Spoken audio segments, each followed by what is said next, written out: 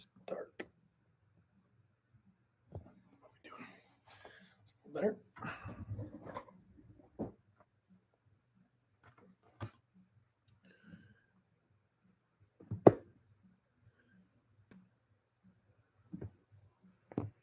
Good morning, YouTube. Good morning, Instagram. Good morning, everyone on downloads. Oh, man, lost my mic. There we go. Welcome to the PTI Nice Daily Show. It's Fitness Athlete Friday, and I'm your host, Mitch Babcock. I'm excited to be here this morning talking about excellence in fitness looking different. Some reflections on the Open for those of you that did it and for those of you that want to do better next year. So excited to get into that content. I just briefly want to touch on our Fitness Athlete courses. For those of you in our online stuff, the Essential Foundations just kicked off our first cohort of this new year. And I want to welcome all of you into that. We sold that out, and our next available Essential Foundations is going to be in the beginning of June.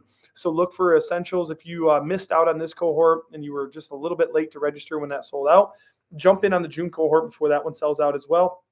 And I also want to welcome our Advanced Concepts folks. We're kicking off that cohort as well. If you missed out on Advanced Concepts, the Level 2 online course, our next chance to catch that will be this fall, kicking off in September. So be looking for a fall Level 2 and be looking for a June Level 1 coming your way. As far as live courses are concerned, we've got a couple coming up. We've got Missouri coming up here March 18th and 19th. We've got North Platte, Nebraska. I'm going to be heading out there to North Platte region at the end of March. And then we've got Washington coming up April 15th and 16th. So starting to get ourselves out and around the country a little bit more. It's always a hard time to travel during the CrossFit Open. So we kind of slow it down for those few weeks. And now we're ramping it back up again as we head into the summer months, which I got to tell you, I'm real excited about. We just got a few more inches of snow here in Michigan this morning. And it's March 9th and I'm ready, or March 10th. And I'm ready for that snow to be done. So without further ado, let's get into today's topic. Ultimately, today is about reflections post-Open. For those of you that want to do better next year, and you're wondering about, hey, what is it that the high performers in the CrossFit space are doing that I can learn some lessons from and try to emulate in my own training? And that's what today's reflections are going to be about. I first want to congratulate anyone who did the Open. Let's start there. Clap it up, give yourself some knuckles, give yourself a high five for just putting yourself out there and doing the CrossFit Open. You need to understand something about the Open. By doing CrossFit, you are self-selecting into the hardest, most challenging, most difficult, but also most effective fitness program that's available to the world today. There is no other program as effective and as challenging as the CrossFit program is.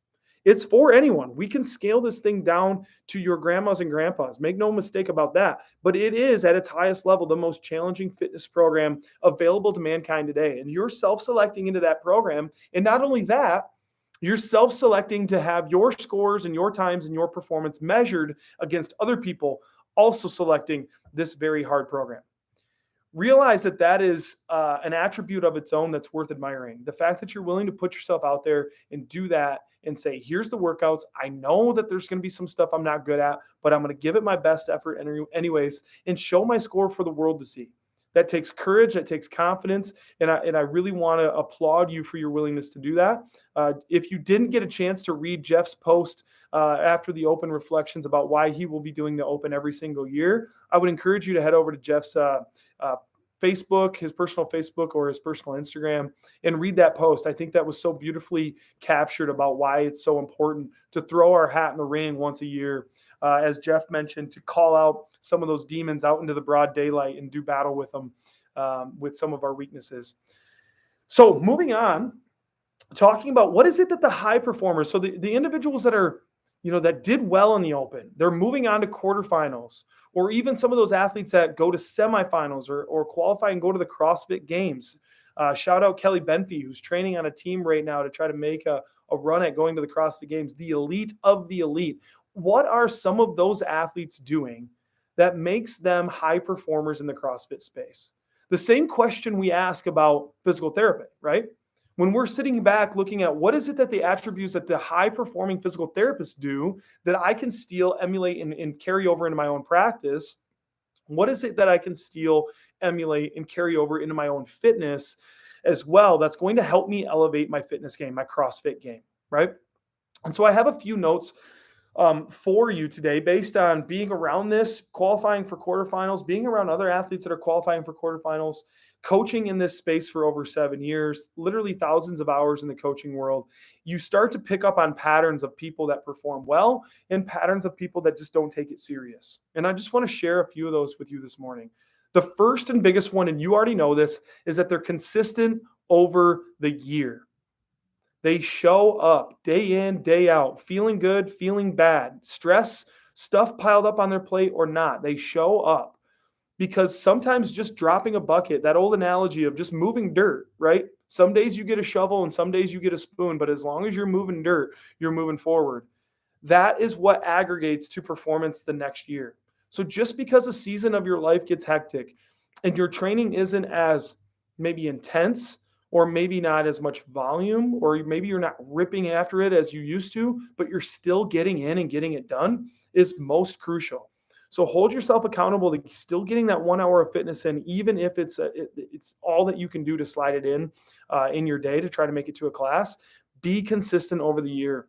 Sometimes we see athletes that are, they know the open is approaching, and all of a sudden they try to go from a sporadic 2 days a week to hitting it hard 5 days a week, the 6 weeks leading up to the open. And they think that that's going to be enough to kind of patch up the holes in their game to try to quickly slap some lipstick on the pig and hope that it's ready for fitness come the open. It doesn't work like that. Like, you will be exposed. Your capacity will show through whatever it's at. So make sure that you're moving dirt all year long. Be consistent, move dirt, and train in the gym even when life gets hectic. The other thing they do really well, and this is a beautiful tie into PT as well, because what we always say at like the spine course, the lumbar course, what do they always say? The experts do the basics really well. They screen cervical range of motion really well. They screen shoulder range of motion. They know if the symptoms are coming from the hip or coming from the low back because they did a really thorough hip screen.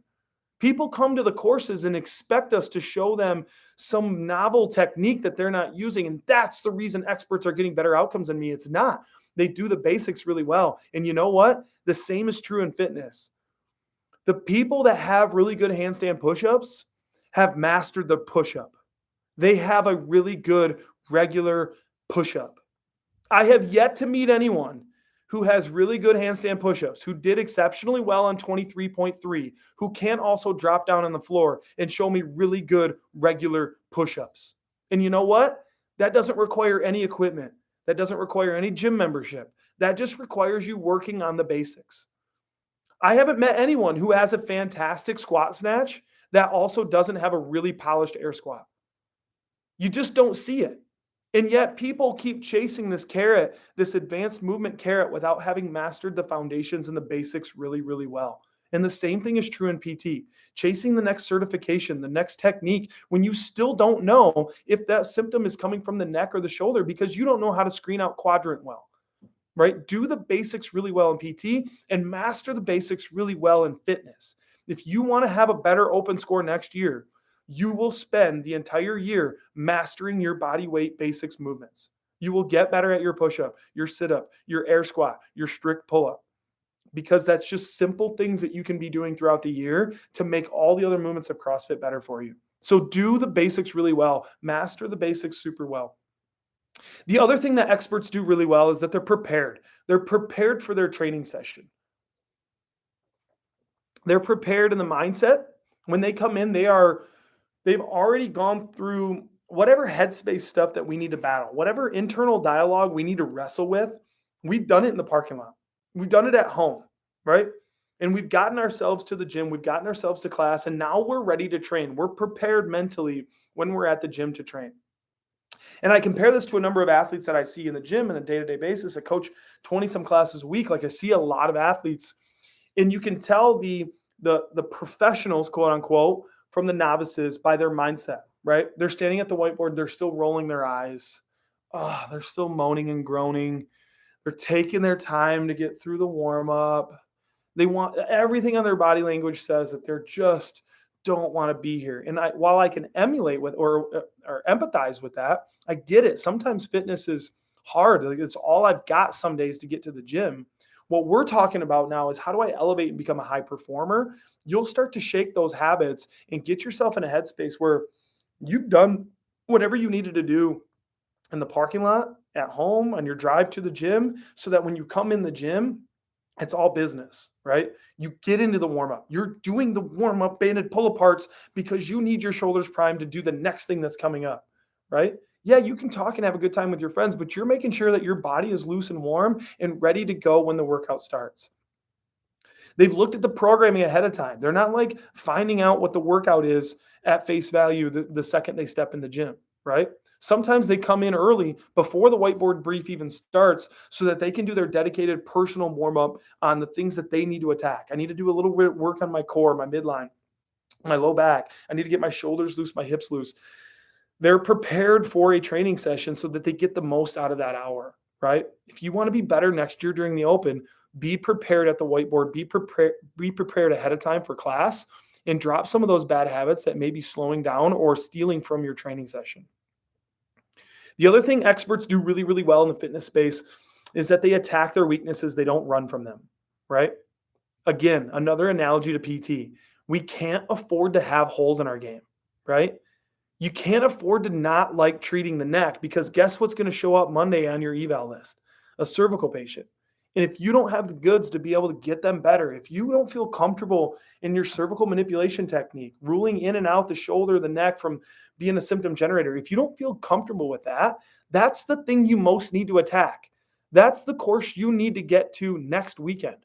Sure up those holes in your game because we can't afford to have those. And the same thing is true in fitness. We can't afford to have holes in our game if we want to prepare really well and execute really well next year on the open. So here, this is a good time to pause and reflect on what things this year in the open showed up that you wish didn't, right? What was the workout that when it was announced, you said, shit, right? You're like, dang it. I was hoping shuttle runs wouldn't show up. That was me, right? My low back gets tight. Aerobically, they're annoying, right? Like I didn't want shuttle runs to show up. Now, one of two perspectives. The novice can say, great, it's done. I don't have to do shuttle runs for a long time. The professional says, I'm doing shuttle runs tomorrow. Yeah, I know the open is another 360 days away, but you know what? I'm starting in on attacking my weaknesses tomorrow because it's fresh in my mind, right? The professionals train so that they don't have any weaknesses. And that doesn't mean that next year you're going to take first place overall in that workout, but you might make a significant jump. You might close the gap quite a bit. And that might be enough to move you from 80th percentile to 90th and qualify for quarterfinals. And that is a big deal. Attack your weaknesses. Make that list now. What were the things that showed up in the open that I most did not want to see, right? Before 23.3 was announced, you knew in your heart what you did not want to show up. Put that movement on a piece of paper and train it once a week all year long. Last couple things I have. One, they're coachable. Professionals are coachable. Like the experts in this space, the high performers in this space, they're coachable athletes. And this is a personal choice you get to make. When someone comes up and tries to provide feedback with you, for you on your workout or on your movement or on your snatch or your double unders, everyone has one of two responses. They have an emotional response and they have a rational response. The emotional response is the one guarded by your ego, protected by your ego. It wants to make an excuse to very quickly rattle off, well, the reason my double unders aren't good right now is because this isn't my jump rope. Or the reason that my squat snatch didn't look good today is because X, Y, and Z, right? They're very quick to provide an excuse and shut down the coach when they're trying to interject and help you get better. That coach, like they're only going out to tell you that for you to be better. It doesn't benefit them at all. They're literally looking around saying, I think I have something that could help them on that movement that they're working on right now. And I'm going to go apply this coaching cue or this feedback to that athlete. And when you hit them immediately with an excuse or well, this isn't right, or that's not, or they roll their eyes at them and say, you don't really want coaching, right? You are admitting out in public that like, I need to just protect my ego and I really don't want to be better at all. Like, that's how I take that as a coach. I take that as you just don't want to improve at all. So why would I waste my time? Why would I waste my time trying to coach you when there's 10 other athletes in this room that would gladly take the coaching? So make sure you're coachable. Even on days it's uncomfortable. Even when your emotional side says, I want to make an excuse. I don't want to be called out on this right now, that this isn't as proficient as it could be. But the rational side of you knows that it could use the work, that it could use the polishing, right? It could use a little refinement, a little sanding down of the edges so that we can get a little bit better today. The excellent athletes in the fitness space are coachable. And sometimes they even reach out to a remote coach. Maybe they don't have somebody in their gym that can really take them any further, and they reach out to a remote coach so that they can get that next level. And the last thing is that they approach the workout with a different kind of mindset. They're not just doing a workout, they're training, right? They're not just preparing to hurt and can't wait for it to be over. They're looking at, where can I strategize? Where are my strengths? Where are my weaknesses? I know that that's too many toes to bar for me, right? When 23.1 showed up, 60 calorie row, 50 toes to bar, 40 wall ball, 30 cleans, and 20 muscle ups. They looked at that and they immediately started breaking it down. Toes to bar. Am I great at them or not? Well, if I open up with a set of 10, after that, it usually crumbles to like 2s and 3s. Okay, so what I'm going to do is break it up into like 5s and 7s, right? So I'm staying away from like a big set that's going to take me to failure, and I'm going to chip away at some smaller sets that are going to move me through faster. What can I do on the wall ball? Well, I know that I've been training all year long, and I know that I can hang on to the wall ball for 50 unbroken. So I know that I have the capacity to do 40 unbroken. But if I do at this stage in the workout, how is that going to feel? That's going to elevate my heart rate. So instead, I think I'm going to do 20, 10, 10, because that's going to be a better strategy to keep my heart rate at down. And I know that I can handle 20 wall balls. I've been training for that. They approach a workout very differently with a mindset, rather than just being a victim of the workout and just taking it as it gets piled on me, right? So start to strategize your workouts, start to know your strengths, your weaknesses. And in training, this is what we're accumulating. We're accumulating more knowledge. We're accumulating a more rational way to kind of think our way through these training sessions and in these workouts, so that when the open comes around next year, you apply the same thought process to it, and you go forward and you execute the workout, rather than just being a victim in the workout, right? I hope some of these are helpful. I hope that you can draw some parallels to kind of our progression as physical therapists as well. And I hope that you can look at this through the mindset of trying to elevate my performance, right? I'm trying to take that next step. What are the things that I can do? Yeah, now I'm in the space. Congrats. I'm doing it. I'm doing something really hard. I'm doing it consistently. What can I do now to elevate and take the next step forward? I hope you found that helpful. And I hope that you guys have a great Friday in clinic or wherever you may be, and an excellent weekend as well. We'll see you out there on the road. Take care, everybody.